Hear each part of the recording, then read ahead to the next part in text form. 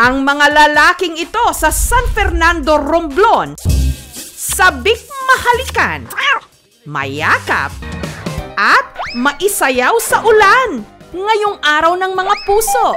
Cheers! Pero sila'y nauuhaw, naliligaw, at giniginaw dahil sila'y mga tumandang binata. Gusto ko nang magka-girlfriend. Pero ang kanilang pagiging single, hindi raw by choice. No choice kasi sila dahil para raw silang isinumpa. Maasa pa rin ako na may darating para sa akin. 50 years na akong single, kung maintindihan Sa kanila kasing bayan, meron daw bukal na ayon sa mga kwento-kwento, ang mga lalaking nag-iigib at umiinom ng tubig dito, hindi raw nakakahanap ng tunay na pag-ibig.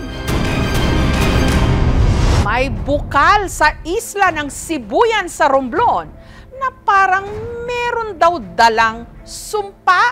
Ang mga umiinom daw kasi ng tubig dito, tumatanda na single. Ito ang bukal na kung tawagin nila'y payaw.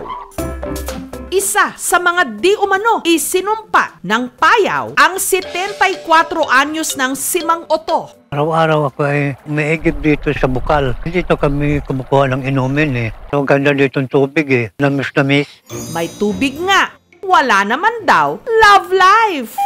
50 years na akong single. Hindi naman daw sa inuuto tayo ni Mang Oto. Pero sa totoo lang, artistahin daw siya nung kanyang kabataan. Maraming nagsasabi na kamukha ko si Terso. Kaya nga raw niya napasagot ang kanyang unang nobya. 1969, noong ko nakilala sa Batanes, nagustuhan ko dahil masipag. Yun nga lang, Ayaw na magulang sa akin. saklap! Nasaktan ako 5 taon bago ko nakalimutan. Sunod naman daw na si Mang Oto, meron nang naka-talking stage. Nagkasalatan kami. Doon naman kami nagkakilala sa Masbate. Kaso, nauwi rin daw yon sa hiwalayan. Ako nag-iwan. Nawala na ako ng ganang maghanap ng nobya. Pakiramdam ni Mang Oto, totoo ang kwento-kwento tungkol sa sumpa ng payaw. So, isa rin na nabiktima Isa pa kong kapatid na dito umiigib na makapag-asawa. Ang bukal o payaw matatagpuan sa gubat, halos kalahating kilometro ang layo mula sa mga kabahayan. Ang tubig na dumadaloy rito mula sa ugat ng isang malaking puno na nasa 2 metro ang taas. Ito ang tanging napagkukunan ng inuming tubig ng mga tiga-barangay noon. Masarap siya. Medyo may katamisan siya. Ang bukal na yan po, ang kauna-unahan nilang kinukuhaan ng tubig. Nang unang panahon, wala po ng resource na makukuhaan ng tubig na inumin. Nakasanayan na nila na doon po iigib ng tubig. Ang pinsan naman ni Mang Oto na si Pidek na siyang tagalinis ng payaw, single pa rin sa edad na 62. Mula pa ng pagkatao ko, dito na ako minom.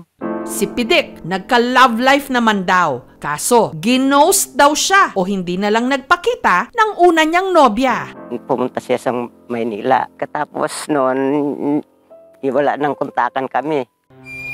Muli naman daw siyang umibig. Sasama na siya sa akin papunta dito. Sabi ko sa kanya, nag-aaral ka. Sayang yung pag-aaral mo.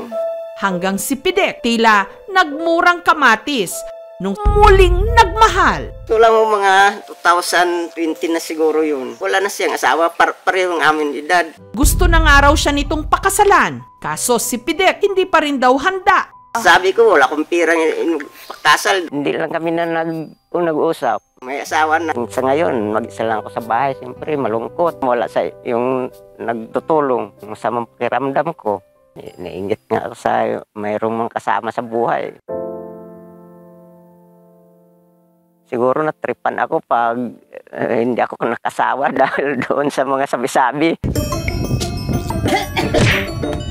Ang magkapatid namang sina Jomar at Marlon, 41 at 38 anyos ang edad. Sa payaw rin, nag-iigib. Simulang bata pa po. Dito na po kami umiinom. Malayo din sa babae. Mas malapit dito. Sinubukan naman daw ni Marlon na manligaw. Pero parang binubuhusan daw siya ng malamig na tubig kung siya'y binabasted. Si Jomar naman, minsan na raw nakahanap ng LOL o Love Online. Kilala ko po yan. Ito sa Facebook lang po. Nagsama naman kami. Bigla lang iniwan niya ako. 2 taon lang inabot yung relasyon namin. Usapan namin dalawa niyan. Baka sa tubig nga. Hindi pa kami kanubya. Pero bakit nga ba tumatandang binata ang mga lalaking ginagawang pamatid-uhaw ang tubig sa payaw? Ayon sa mga kwento-kwento, ang payaw di umano binabantayan ng isang engkanto. At ang mga lalaking umiigib at umiinom ng tubig mula rito kapag natipuhan di umano ng engkanto, kanya raw isinusumpa. Yung puno may butas, ang mukhang private part ng babae. Baka babae yung bantay. Mga lalaki usually yung nagustuhan ng engkanto na nakatira at nagbabantay dito. Yung buhay pa siguro mga around 12. Kung yung iba pa na namatay, mga around 21. Kaya ngayong may 2 ng binatang mga anak si Carla. Baka maengkanto kayo doon at hindi kayo makapag-asawa. Hindi bale na raw ang mga itong mauhaw. Huwag lang makainom ng tubig sa payaw. Siyempre, gusto ko rin naman makapag-asawa yung mga anak ko. Ang ipinagpapasalamat na lang ni Carla, meron silang ibang makukuhanan ng maiinom na tubig. May mga refilling station na noon ito lang yung nakukuhanan namin ng tubig talaga. Meron po tayong mga alternative na mga sources na makukuhaan ng tubig. Kagaya po ng deep well dyan po sa amin sa merkado. Mayroon din tayong mga refilling station.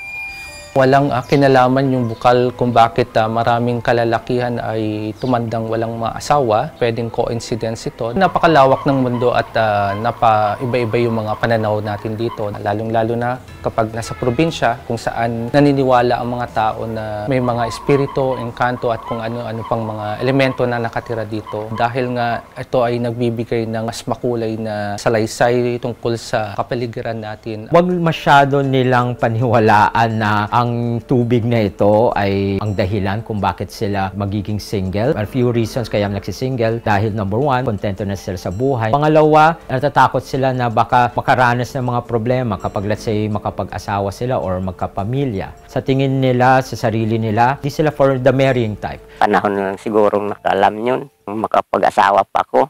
Maasa pa rin ako na may darating na para sa akin. Ang pagiging single, hindi ibig sabihing wala kang alam sa pag-ibig. Minsan, mas mabuting mag-isa kesa mauwi sa maling tao o engkanto. Well, well, well! Thank you so much mga kapuso. Kung nagustuhan niyo po ang videong ito, subscribe na sa GMA Public Affairs YouTube channel. Don't forget to hit the bell button for our latest updates.